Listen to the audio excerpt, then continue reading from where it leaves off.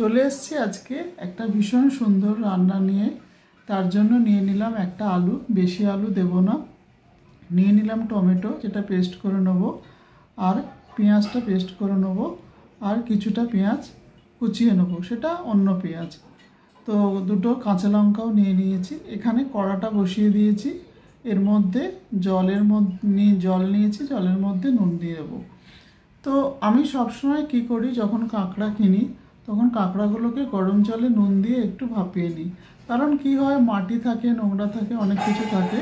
তো যখনই ভাপিয়ে নেওয়া হয় তখন এই ময়লাগুলো বেরিয়ে যায়। সেই জন্য, কারণ দাঁড়াগুলোর মধ্যে অনেক সময় নোংরা থাকে, তো সেই জন্য ভাপিয়ে নিয়ে স্ট্রেনারে দিয়ে এটাকে ঝরিয়ে নেব। তো নিয়ে নিয়েছি সর্ষের তেল। তেল আমার গরম হয়ে গেছে। আলুগুলোকে একটু হলুদ মাখিয়ে খুব লাল করে ভেজে নেব। এবার ভাজা হয়ে গেছে, তেলের মধ্যে দিয়ে দেবো তেজপাতা, গরম মশলা মানে দারচিনি আর ছোটো এলাচ, দিয়ে দেবো কেটে রাখা পেঁয়াজটা। তো পেঁয়াজটা একটু ভাজা ভাজা করে নেব। অনেকের কাঁকড়া খেতে ভালো লাগলেও কাঁকড়াতে অ্যালার্জি থাকে, চিংড়িতে অ্যালার্জি থাকে, কিন্তু যদি তোমরা খেতে পারো বা ভালো লাগে অবশ্যই এই রান্নাটা করে খেও। দিয়ে দিলাম অল্প চিনি, কারণ তেলের মধ্যে ভাজার সময় চিনি দিলে রঙটা খুব ভালো হয়। এবার বেটে রাখা পেঁয়াজটা দিয়ে দিলাম। পেঁয়াজটা খুব ভালো করে কষে নিতে হবে। তো যেটা বলছিলাম যে কাঁকড়াটা অনেকেরই খেতে ভালো লাগে। আদা রসুন বাটা 1 চামচ দিয়ে দিলাম।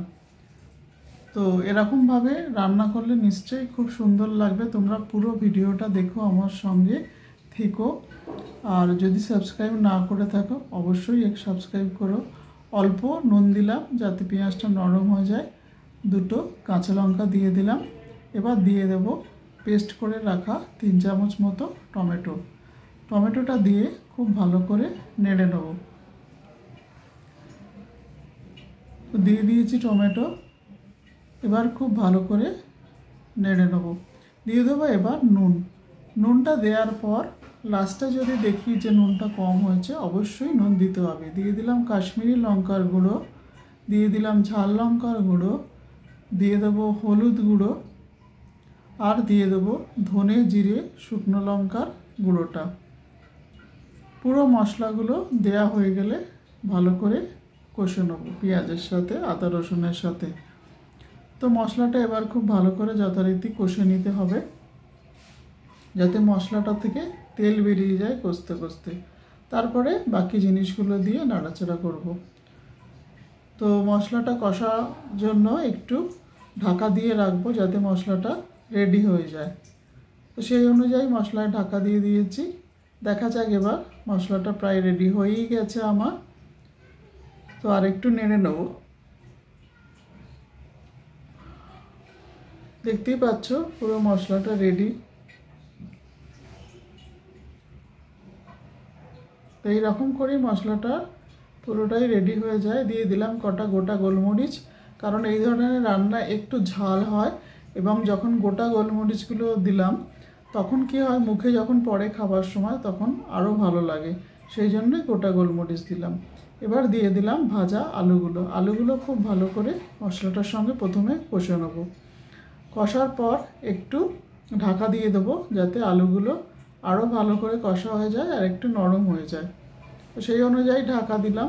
দেখো আলুগুলো কতটা সুন্দরভাবে মিশে গেছে, সাইড থেকে তেল বেরিয়ে গেছে একদম। তার মানে পুরোটাই খুব ভালো করে মিশে গেছে।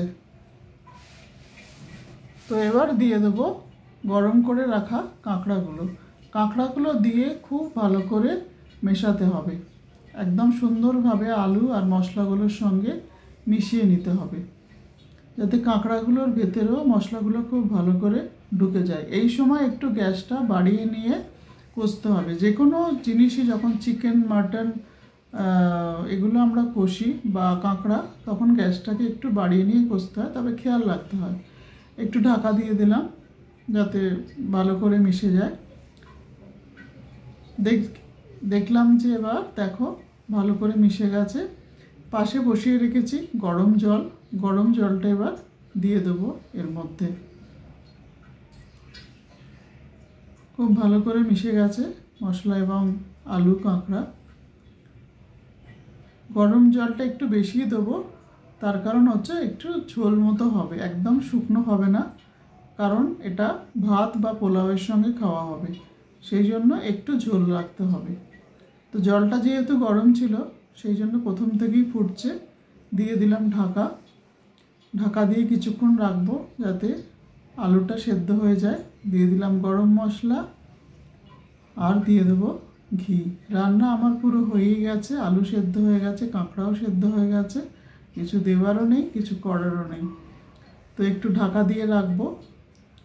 তো এবার দেখাচ্ছি, গ্যাসটাকে অফ করে দিয়েছি, রেডি কাঁকড়া। তোমরাও প্লিজ বানাও, আর বানিয়ে আমাকে প্লিজ জানিও কীরকম হয়েছে, কারণ আমি সব সময় তোমাদের কমেন্টসের জন্য অপেক্ষা করে থাকি। ঢেলে নিলাম একটা পাত্রতে, দেখো কীরকম লাগছে বলো, আর বানানোর পরও কীরকম লাগছে খেতে সেটাও বলো, অবশ্যই বানিও। Thank you.